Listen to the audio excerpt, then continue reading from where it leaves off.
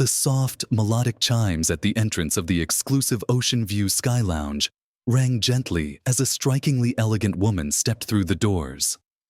Heads turned almost instinctively as she entered, her high heels clicking purposefully on the marble floor.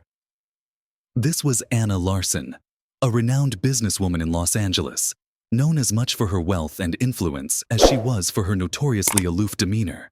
Tall and slender, with golden blonde hair flowing down her back and a designer outfit that screamed luxury, Anna radiated an aura of privilege.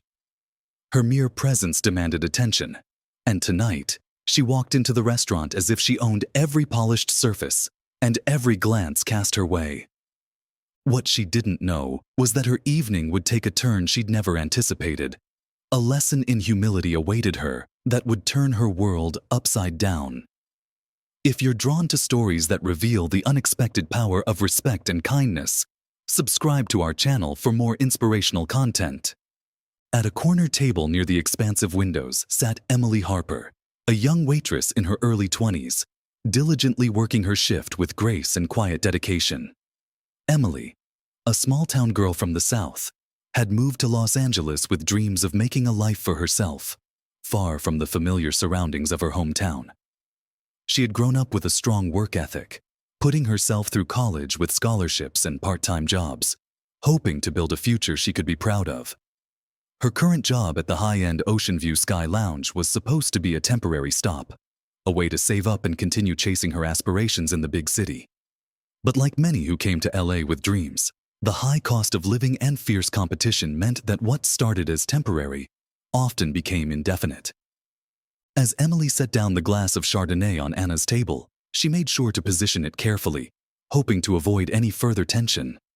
She'd learned through experience that in places like these, small gestures mattered, often as much as the service itself.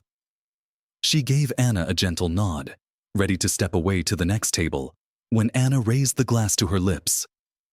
Suddenly, Anna's face twisted with a look of exaggerated disgust as she tasted the wine.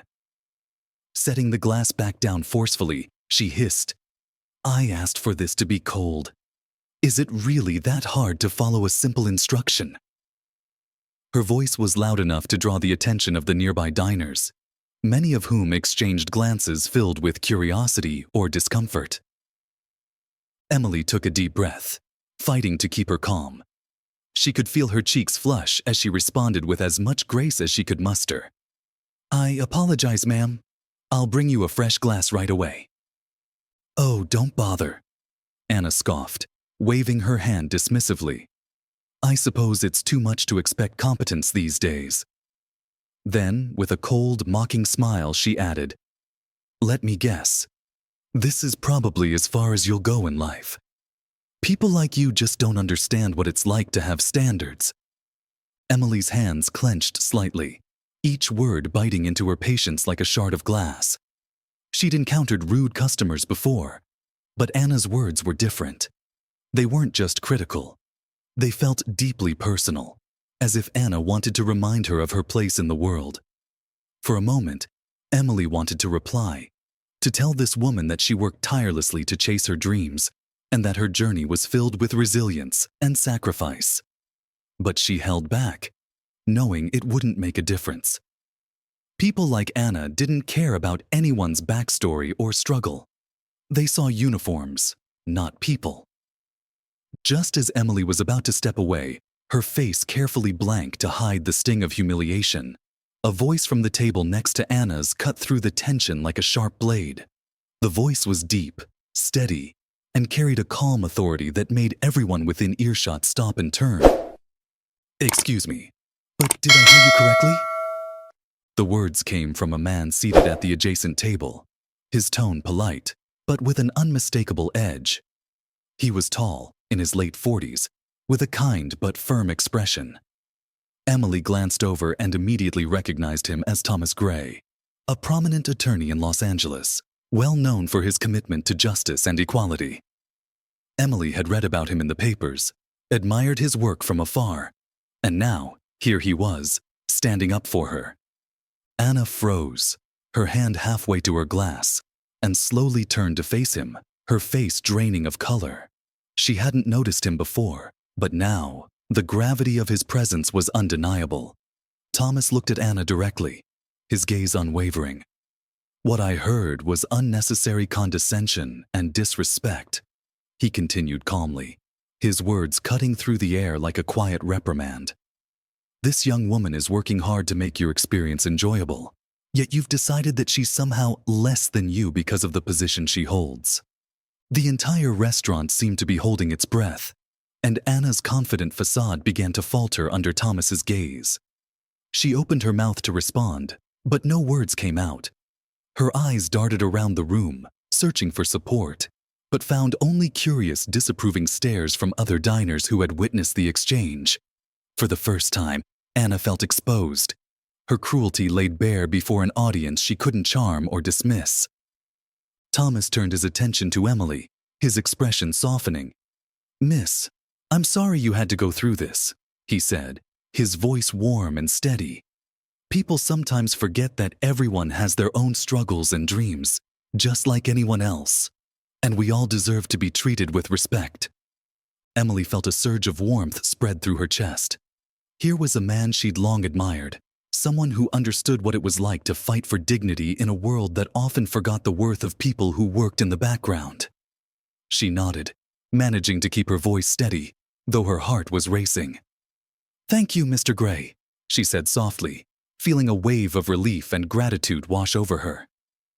Thomas then looked back at Anna, his tone now edged with a quiet sternness. "Respect, Miss Larson, is a reflection of one's character. It's earned through kindness and understanding, not wealth or status."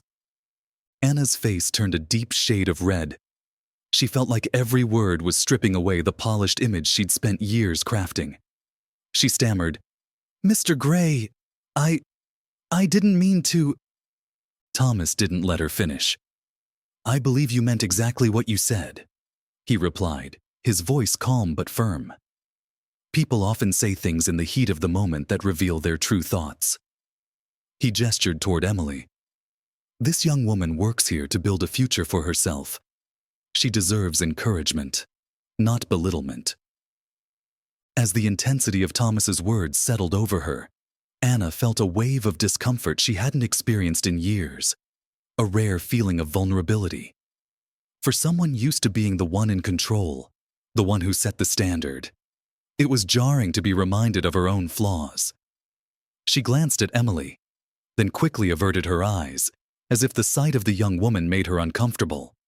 Thomas then turned back to Emily, and with a gentle smile, he extended an unexpected offer. "Emily, if you're interested, I'd like to talk to you after your shift," he said. "I work with a foundation that helps individuals like yourself, people with ambition and resilience, to reach their goals. We could certainly use someone with your determination." The entire restaurant seemed to pause as Emily's eyes widened with surprise. Her heart was pounding as she looked at Thomas, gratitude flooding her face. The offer was not just a chance at a new future, but a validation of her worth, a moment that told her that someone recognized her potential beyond her current role. "Thank you, Mr. Gray," she managed to say, her voice choked with emotion. I would be honored." As Emily spoke, she saw the approving nods and gentle smiles from nearby patrons, people who had watched her with sympathy, people who now looked at her with admiration. This small moment in time, marked by kindness and dignity, was one that would forever change the course of her life. Anna, meanwhile, sat frozen in her seat, watching the entire scene unfold with a sense of helplessness she wasn't accustomed to. For the first time, her wealth, her power, and her carefully curated image meant nothing. She was alone in her shame, exposed by her own actions. Thomas gave Anna one last look, his gaze firm but calm. "Respect is a two-way street, Miss Larson. It's something we all have to earn, regardless of our status." Then, with a final nod to Emily, he turned back to his table, leaving Anna with her thoughts and the bitter realization that for all her wealth, she had missed the true essence of worth. Emily returned to the kitchen, her head held high, her heart swelling with a newfound pride and gratitude. Her co-workers greeted her with smiles and nods of respect, and the weight of the moment settled over them all. This was more than just an ordinary shift. It was a reminder of the power of kindness, of how a simple act of respect could change someone's world. And as she returned to her duties, Emily's heart was filled with a hope and determination she hadn't felt in a long time. If this story has moved you, remember to subscribe to our channel. Let it serve as a reminder that true power isn't found in tearing others down, but in lifting them up. Anna left the restaurant quietly, her steps heavy with newfound introspection. The arrogance and pride she usually carried had faded, leaving a hollow feeling and a painful awareness of the truth. In that moment, she understood that wealth and power are not the true measures of a person's worth. Real value lies in respect and how we treat others, regardless of their position. For Emily, she returned to her work with a newfound pride and confidence. Tonight, she was no longer just a waitress. She was someone with dreams and potential that had been acknowledged. Thomas's recognition not only offered her a life-changing opportunity, but also affirmed that she was worthy of pursuing big aspirations. From that moment on, she carried a strengthened belief in herself and her future.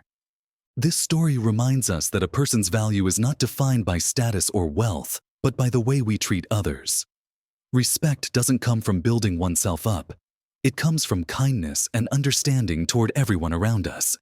When we give others the respect they deserve, we elevate not only their worth, but also create a community filled with compassion and humanity. If this story touched your heart, don't forget to subscribe to our channel for more inspiring tales of kindness and respect in everyday life.